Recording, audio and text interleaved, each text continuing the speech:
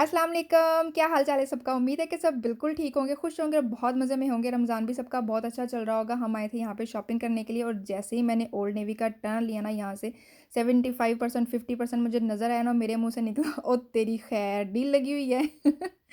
बिल्कुल यही वाली मेरी फीलिंग थी, क्योंकि ऐसा ही होता है कि जब हम जो औरतें हैं वो कहीं पे भी हम डील देखते हैं ना, तो हमें वो चीज़ें याद आ जाती हैं जो हमने नहीं भी लेनी होती। यहाँ पे भी मेरे साथ यही हाल था कि डील लगी हुई है ना, तो जो चीज़ें नहीं भी लेनी वो माइंड में आ रही थी कि चलो हम ये भी ले लेते हैं। वैसे तो हम यहाँ पे कोई स्पेशल उसकी शॉपिंग के प्लान से नहीं आए थे। हमने सिर्फ एंजल की जैकेट का ही प्लान बनाया हुआ था। एंजल की जैकेट लेनी थोड़ी सी ज़रूरी थी, क्योंकि एंजल के स्कूल ओपन हो रहे हैं, तो स्कूल से नोटिस था कि बच्चों को ना डबल लेयर करके भेजिएगा, क्योंकि हम स्कूल ओपन हो रहे हैं, लेकिन हम इनको इंडोर एक्टिविटीज़ कम और आउटडोर एक्टिविटीज़ इनको ज़्यादा करवाएंगे।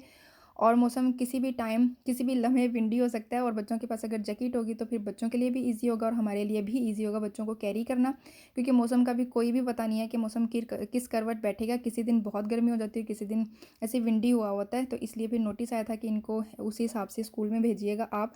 तो फिर मैं जब डीलें शीलें देखी यहाँ पे, फिर मेरे माइंड में आया कि मैंने 2 दिन ठहर के भी तो ईद की शॉपिंग करनी है, तो आज मैं आई हुई हूँ, डील लगी हुई है, ले लेती हूँ। पता नहीं कब तक है, कब फिर ये डील ख़त्म हो जाए, तो फिर मैं ले लेती हूँ। और समर के लिहाज से यहाँ पे इतनी प्यारी शर्ट्स पड़ी हुई थी, बहुत प्यारे प्रिंट्स थे। वैसे तो ईद पे जो इनको ड्रेसेस पहनाने हैं ना वो फैंसी हैं, वो पाकिस्तान से अम्मी ने बनवा के भेजी हैं। वो मैंने शायद वीडियो में आपको दिखाए भी हैं, नहीं भी दिखाए तो इंशाल्लाह आप लोगों के साथ मैं ज़रूर शेयर करूँगी कि मैं कौन सा ड्रेस पहनूँगी ईद पर और बच्चे कौन सा पहनेंगे।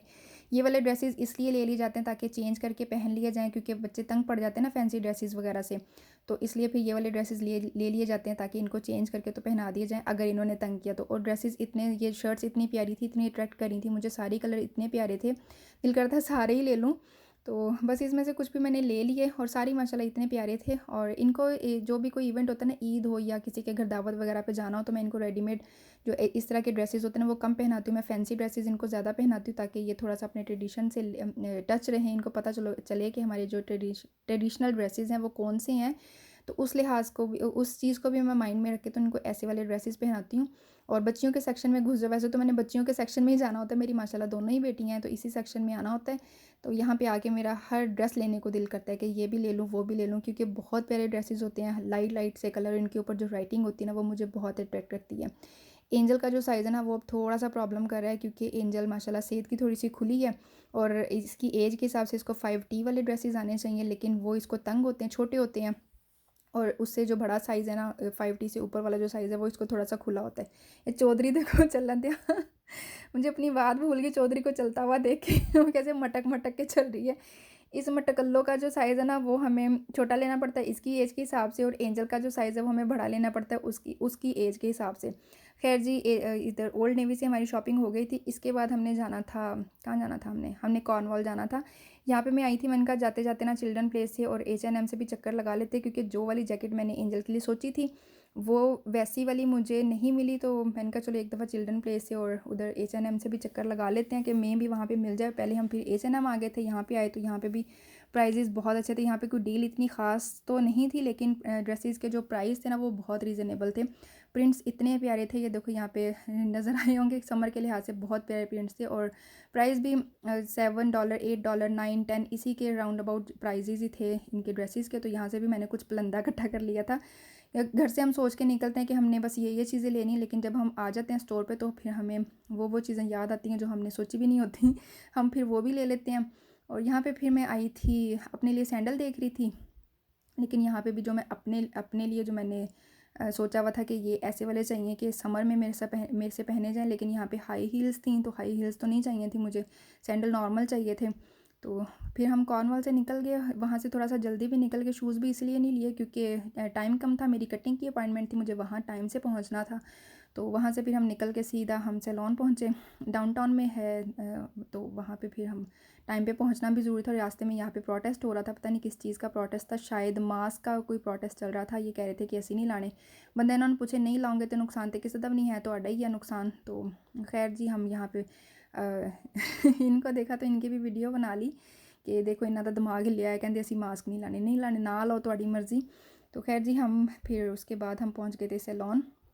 यहाँ पे मैं वीडियो बना रही थी ना, तो जो मेरा जो बालों को पानी शानी लगा के कुर्बानी का बकरा रेडी करी थी ना, तो वो मुझे पूछती है कि आप यूट्यूबर हैं। तो मैं एक दफ़ा मैंने उसको हैरान होकर देखा कि इसने मुझे कहाँ पहचाना है।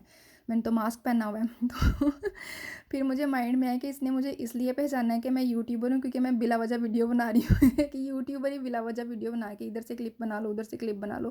तो इसने शायद मुझे इसलिए पहचाना है कि मैं वीडियो यहाँ पे बना रही हूँ। अदरवाइज़ मेरा तो मास्क पहनना वैसे भी मेरा वीडियो में फेस नहीं होता है। तो कटिंग मेरी डन हो गई थी यहाँ पे। तो देख के बताइएगा कि मेरी कटिंग कैसी है, कमेंट सेक्शन में ज़रूर बताइएगा कि कैसी लगी है कटिंग। बाल मेरे अच्छे खासे लेंथी थे, लेकिन मैंने कटिंग करवाई है सिर्फ इसलिए क्योंकि मेरे बाल बहुत ज़्यादा गिरते हैं। तो देखो अभी इनका, और इसके अलावा मैं क्या सोल्यूशन निकालती हूँ। अगर कोई मुझे ऑयल वगैरह या कुछ इस तरह की मैं रेमेडी करूँगी तो मैं आप लोगों के साथ ज़रूर शेयर करूँगी। खैर जी, घर आ गए थे, मैं आप लोगों को दिखाती हूँ शॉपिंग। बहुत रीज़नेबल प्राइस पे मुझे मिल गए हैं कपड़े सारे, और डील्स बहुत अच्छी थी। ये ली थी H&M से, पैंट ली थी। देखो इसकी जो एक्चुअल प्राइस है वो $25 है, लेकिन मुझे ये $10 में मिल गई। वो जो नीचे दो पड़ी हुई है, ये पेयर था दो का ऐसे। अच्छा, ये पैंट बहुत प्यारी, इसके नीचे ऐसे फोल्डिंग होती है ना, तो मुझे ये इस वजह से ये ज़्यादा प्यारी लग रही थी। या जीन की है, जो नीचे पड़ी हुई थी ना पैंट्स, वो $20 की शायद दो थी, तो वो मुझे 10 में दो मिल गई। और ये शर्ट ये अजीन के लिए है। ये देखो इसकी $20 इसकी प्राइस थी, और ये मुझे $10 में मिल गई। स्टफ़ बहुत प्यारा है इसका। जो नॉर्मल वेदर जैसे आजकल यहाँ पे है, थोड़ा सा विंडी है, कभी समर है कभी कैसा है मौसम, तो उस लिहाज से ये बिल्कुल ठीक है शर्ट ना। स्टफ़ इसका बहुत प्यारा है, और अच्छा था, प्रिंट भी अच्छा था। और ये शर्ट एंजल की है, बहुत प्यारी है ये भी। स्टफ़ इसका बहुत सॉफ्ट है, बहुत ज़्यादा सॉफ्ट है, समर में बहुत अच्छी लगेगी। इसकी ये रेगुलर प्राइस पे थी, इसके कोई डील नहीं, वैसे भी रीज़नेबल $60 की ये सारी शर्ट थी। ये थी शॉपिंग H&M की। इसके बाद मैं दिखाती हूँ आपको ओल्ड नेवी की। ये एंजल की शर्ट है। इन पे ना ओल्ड नेवी के जो थे, इन पे सब पे जो थे एक्स्ट्रा इनके ऊपर डील थी। नहीं, इस शर्ट पे नहीं थी, ये $7 की थी, ये फुल प्राइस पे थी। ये वाली पैंट पे थी, ये अजीन की पैंट है। ये एक्चुअल प्राइस इसकी कितनी है, शायद 22 के $23 थी, लेकिन हमें ये मिल गए $10 में।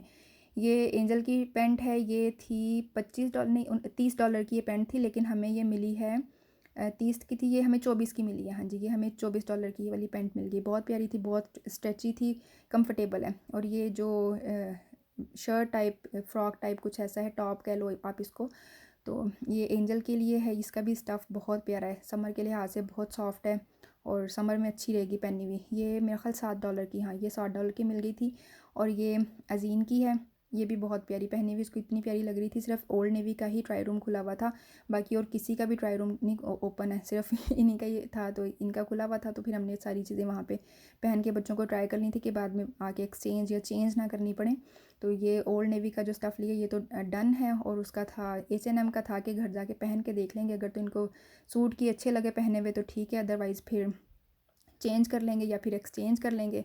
तो अभी ये जो शर्ट्स हैं ये कहाँ से ली, ये ओल्ड नेवी की तीनों, ये जो तीनों शर्ट्स हैं ये अजीन की हैं। बहुत प्यारे स्टफ्स हैं, और प्रिंट्स बहुत प्यारे हैं। ऊपर जो राइटिंग है वो बहुत प्यारी की होती है, स्टफ़ बहुत प्यारे हैं इनके। और ये जो जैकेट्स हैं, बहुत प्यारी जैकेट्स हैं ये भी। और आजकल का जो वेदर है ना, आजकल जो वेदर है उसके लिहाज से बहुत सॉफ्ट है।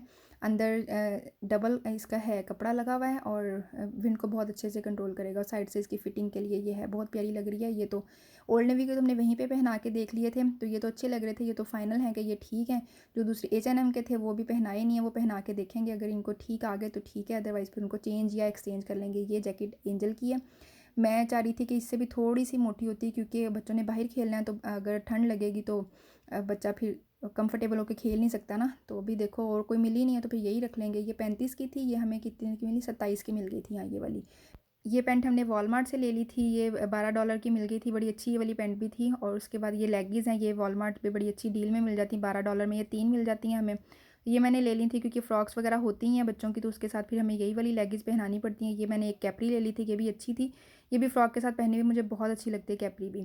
तो ये बस इनकी थोड़ी सी ईद की शॉपिंग थी। कमेंट सेक्शन में ज़रूर बताइएगा कि आप लोगों ने ईद की शॉपिंग कर ली, और मेरी ईद की शॉपिंग कैसी लगी आप लोगों को। अफ्तारी मुझे बनी बनाई आई थी। Thank you so much Iram आपका, क्योंकि आज मेरे में बिल्कुल भी हिम्मत नहीं थी अफ्तारी बनाने की। मैं इतना ज़्यादा थकी हुई थी, और अफ्तारी माशाल्लाह इतनी मज़े की थी, और हर चीज़ माशाल्लाह इतनी मज़े की थी। ये 2 घरों से आई थी अफ्तारी, तो मैंने आज इसमें से कुछ भी नहीं बनाया है, और मेरे में बिल्कुल वाकई हिम्मत ही नहीं थी। आज मैं बहुत ज़्यादा थकी हुई थी। वैसे तो जो आखिरी 10 रोज़े हैं ना, वो ऐसे ही गुजरने हैं, कहीं ना कहीं से अफ्तारी आती ही रहनी है। सम टाइम ऐसा होगा कि हमें बनानी पड़ेगी, लेकिन सम डे ऐसा भी हो जाता है कि हमें 2-2 घरों से भी आ जाती है। आखिरी जो 10 रोज़े होते हैं। तो थैंक यू सो मच इतनी मज़े की इफ्तारी के लिए। और यहीं पे मैंने अब अपनी वीडियो का एंड भी करना है। उम्मीद है कि वीडियो पसंद आई होगी तो फिर लाइक कीजिएगा, जो चैनल पे न्यू है वो सब्सक्राइब किए बगैर आप लोगों ने इधर-उधर कहीं भी नहीं जाना है। हम मिलेंगे अगली वीडियो में नए व्लॉग के साथ। अल्लाह हाफ़िज़।